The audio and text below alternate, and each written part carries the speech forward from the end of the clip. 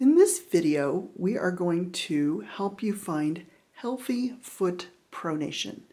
And I know pronation is a scary word for many of you, but actually, pronation is an essential component of shock absorption, and your foot needs to visit that shape. Pronation is not so great when you get stuck in it, but you do need to know how to come into it and out of it in a healthy way.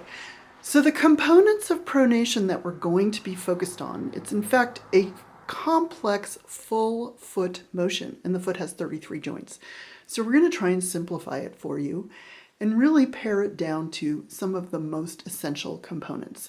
So number one, you're going to allow your arch to lower, and Jesse's going to demo that on the foot. And as the arch lowers, the foot should lengthen and spread. So again, we don't want to get stuck there. We're going to visit that place, fully lowering the arch and then allowing it to lift again. The second component that we're really going to focus on, and for this, perhaps if you could just angle the foot directed face, fantastic, that's perfect. She read my mind. We're going to be focused on the talus bone, which Jesse's going to point to. And the talus bone in pronation is going to rotate like a lighthouse light in toward the midline of the body. And as it does that, it's coupled with, as you can see as Jesse's modeling, so it rotates in toward the midline of the body.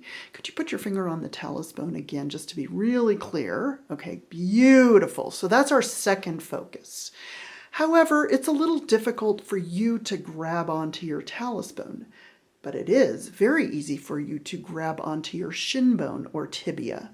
And it turns out that for introducing or encouraging this rotational movement, the tibia and the talus bone are married, and wherever the tibia goes, which is easy for you to direct and grab onto, the talus is going to follow. And the final component we're going to focus on is, as you do this movement, allow the weight shift to occur from the back of your heel bone to the front of your heel bone, and sort of even the front inside of your heel bone. Can you show the bottom of the foot, Jessie?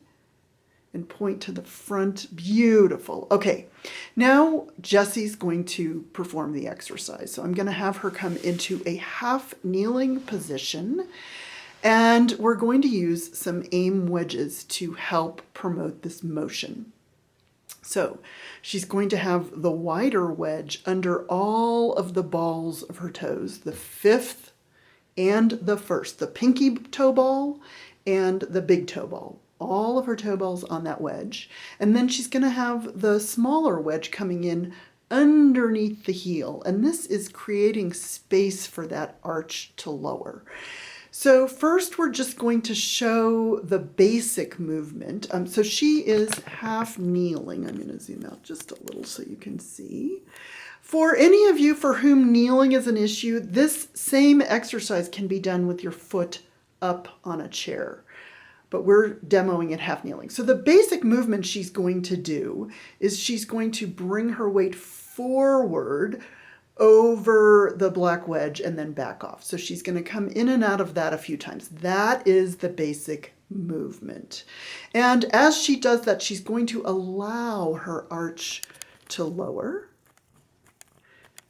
And as she backs off, it lifts a little bit. You may notice that. And I encourage you to do this sideways to a mirror so you can monitor your own arch. Now, you're going to see her arch lower increase when we add the next component, but there it is, it's lowering. Now she's going to wrap her hands around her tibia, and I hate to use this image, but it's almost like you're strangling someone. You're wrapping your hands around the tibia, and as she brings her weight forward, she's going to rotate the tibia, spin it in toward the midline, really spin it and back off.